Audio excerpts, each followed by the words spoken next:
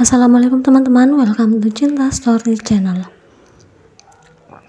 Cerita dari Cinta Story berjudul Cinta yang Bodoh Part 11. Buat teman-teman yang belum subscribe, dukung channel ini dengan cara tekan tombol like, subscribe, dan juga tekan tombol notifikasi loncengnya, biar kalian dapat updatean cerita selanjutnya dari Cinta Story. Jangan lupa share dan juga komentar di bawah ya. Part 11. Yogi, maafkan aku. Sepertinya hubungan kita sampai di sini saja. Aku mengirim pesan tersebut pada Yogi, dan aku lihat dia sudah membacanya.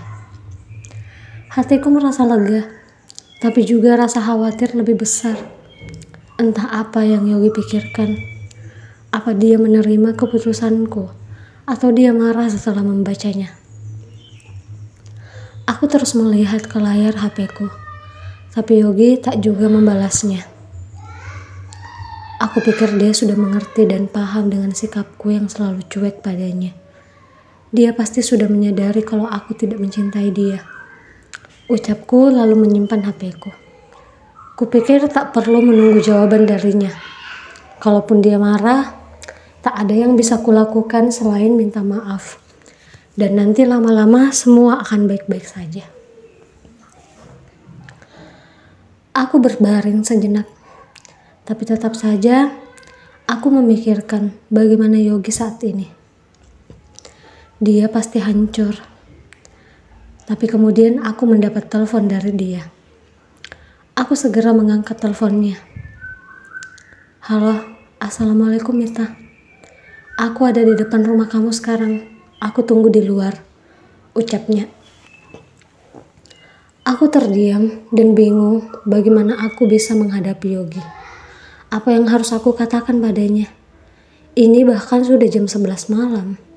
Kenapa dia datang padahal rumahnya cukup jauh? Dia pasti kedinginan. Mita, Yogi di depan rumah kita. Kalian ada apa? Kenapa Yogi sampai datang malam begini? Tanya Kak Emil, kakak sepupuku. Dia pasti dapat pesan dari pacarnya yang juga sahabat Yogi. Kak, temani aku keluar ya. Aku takut sendirian. Aku bingung, pintaku. Kak Emil pun mengangguk dan kami keluar dari rumah. Kami sengaja pelan-pelan saat keluar agar nenekku tidak mendengarnya karena dia sudah tidur. Aku melihat motor Yogi terparkir di depan pagar. Tapi bukan hanya Yogi, tapi ada beberapa teman-temannya juga di sana yang ikut. Ada banyak motor yang terparkir di sana. Aku semakin takut. Aku yakin teman-temannya pasti akan menyalahkan aku. Kak, kita pulang aja yuk. Gak usah ke sana. Ucapku memegang tangan Kak Emil. Mita, kamu jangan takut. Kamu harus hadapi apapun masalahmu. Kasihan Yogi. Dia rela datang jauh-jauh. Kamu jangan menghindari dia. Aku pun akhirnya memberanikan diri melangkah mendekati Yogi. Aku pun berdiri tepat di hadapannya sekarang. Namun Yogi hanya menatapku tanpa berkata apapun. Mita, kenapa kamu tega sekali sama Yogi? Kamu suruh dia setia. Kamu bahkan larang dia merokok, dia langsung berhenti. Bahkan walaupun kamu tidak mungkin lihat dia tetap menjaga janjinya. Kita semua tahu kalau Yogi itu benar-benar sayang sama kamu. Ungkap seorang sahabatnya yang tak lain adalah Erik, pacar Kak Emil. Aku semakin merasa bersalah setelah mendengar perkataan Erik itu. Tapi jika aku terus melanjutkan hubungan ini, aku dan Yogi tidak akan bahagia. Dia akan semakin sakit hati. Sudah, biarkan mereka bicara dulu, pinta Kak Emil pada Erik. Mereka pun menjauh beberapa langkah saja dari kami. Teman-temannya yang lain pun ikut menjauh. Maafkan aku Yogi, ucapku lirih. Aku gak mau putus Mita. Aku sayang sama kamu, ucap Yogi yang terlihat sangat hancur. Maaf, aku gak bisa. Aku sudah berusaha tapi aku tidak punya rasa apapun, jawabku. Aku akan tunggu sampai kamu bisa sayang sama aku. Tapi kita jangan putus. Aku mohon. Aku terkejut tak menyangka saat Yogi tiba-tiba berlutut di depanku. Aku jadi bertanya pada diriku, apa seperti inikah diriku terhadap Arsya? Tetap mencintai dia walaupun dia menyakitiku. Sama seperti Yogi yang tetap ingin bertahan mencintai aku walaupun aku menyakitinya. Aku menganggap Arsya jahat. Aku yakin Yogi pun merasa kalau aku sangat jahat padanya. Aku mohon jangan seperti ini. Bangunlah, pintaku sambil mencoba mengangkat lengannya. Dia pun berdiri dengan lemah. Kulihat matanya berkaca-kaca. Lalu dia menundukkan wajahnya. Maafkan aku mencintai orang lain, ucapku. Pria yang datang waktu itu, apa dia orangnya? Tanya Yogi menatapku. Aku mengangguk perlahan, dan air mata Yogi akhirnya menetes. Maafkan aku, ucapku lalu dengan cepat berlari masuk ke dalam rumah meninggalkan Yogi. Mita, teriak Kak Emil. Namun aku tak menghiraukannya. Aku langsung masuk ke dalam kamar dan menangis sekencang-kencangnya.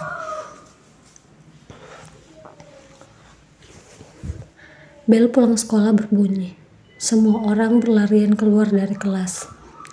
Aku saat itu masih di kelas sambil memainkan HP-ku. Kuperhatikan lagi semua pesan Arsya yang dulu. Aku seringkali membaca kembali chat lama dari dia saat aku merindukan dia. Terkadang juga aku menelpon dia dengan nomor baru hanya untuk mendengar suaranya. Hal itu kulakukan hampir tiap hari selama berbulan-bulan ini.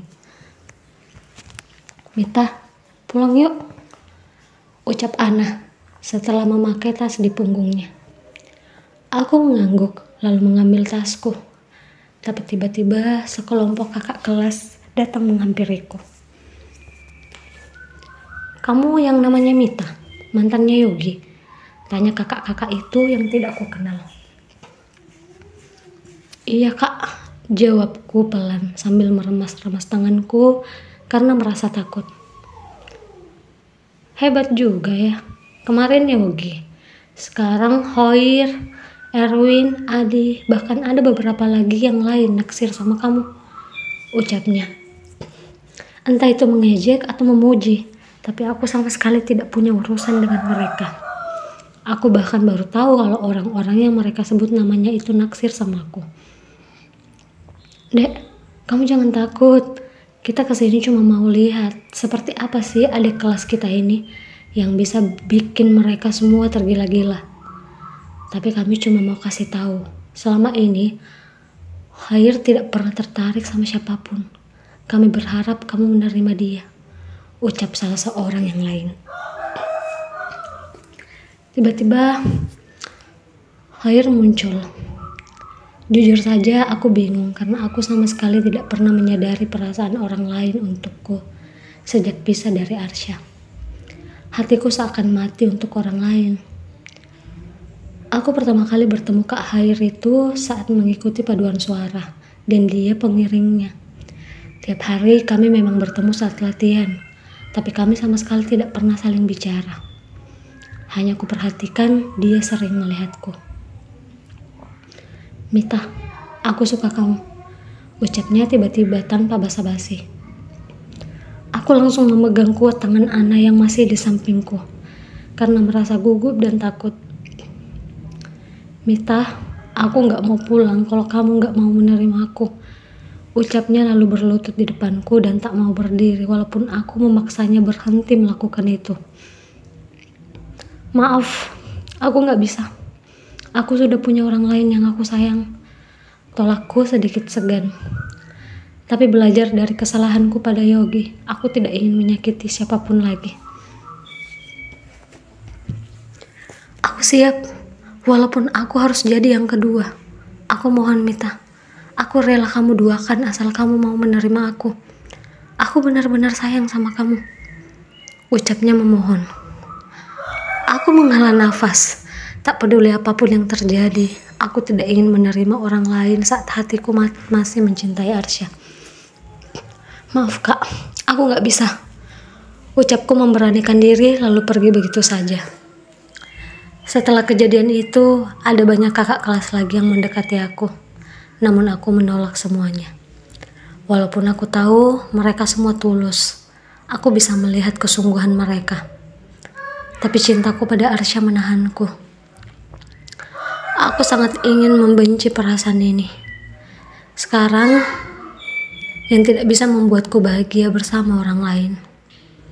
Aku sungguh ingin melupakan Arsya. Aku benar-benar tersiksa.